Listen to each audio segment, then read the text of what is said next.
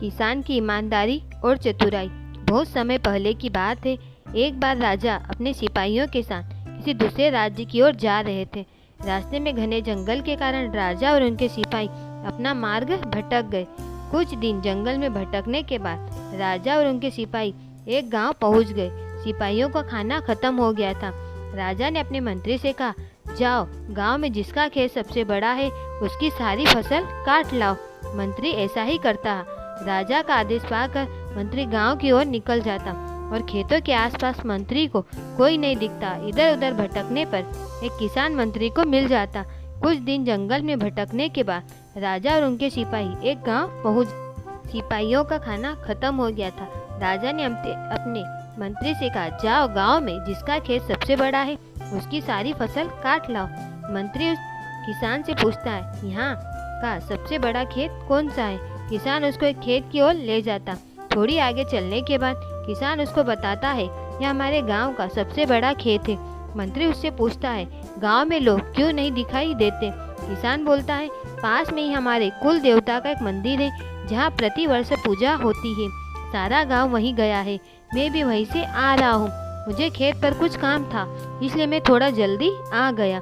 मंत्री अपने सिपाहियों के खेत की फसल काटने लगते हैं। यह देखकर किसान मंत्री से बोलता है, आखिर आप लोग क्या कर रहे हो? सिपाही बोलता है, हमको सबसे बड़े खेत की फसल काटने का आदेश मिला है। किसान बोलता है, मुझे क्षमा कीजिए, मुझसे गलती हो गई है। इससे भी बड़ा एक खेत है हमारे गांव में। मंत्री और सिपाही किसान के साथ उसके पीछे पीछे चल देते हैं। बहुत आगे जाने के बाद एक खेत दिखाई देता है जिसकी फसल इतनी अच्छी नहीं होती और ना ही इतना बड़ा खेत होता है जहाँ से चलकर आए थे। मंत्री गुस्से में किसान से बोलता है, यह तो उससे छोटा खेत है, न इसकी इतनी अच्छी फसल है, तुम बेकारी हमें यहाँ ले आए हो। किसान बोलता है, मालिक रहीम कीजिए, बड़ी मेहनत से फसल होती है, अगर आप ऐसे ही फसल काट लेंगे तो खेत का मालिक और उसके बच्चे क्या खाएंगे? कितने दिनों के इंतजार के बाद फसल काटने का मौका मिलता है। मंत्री गुस्से से बोलता है, तो क्या तुम जिस खेत पर लाए हो उस किसान के बच्चे और उस किसान को दिक्कत नहीं होगी? किसान बड़ी विनम्रता से कहता है, मालिक अगर उस किसान को कोई दिक्कत होती तो वह आपको अपने खेत में आपको लेकर क्यों आता? क्या यह खेत तुम्हारा है?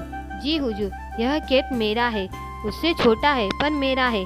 आप इसकी सारी फसल काट लीजिए, मुझे कोई आपत्ति नहीं है। पर जिस खेत पर मैं आपको ले गया था वह मेरा खेत नहीं था।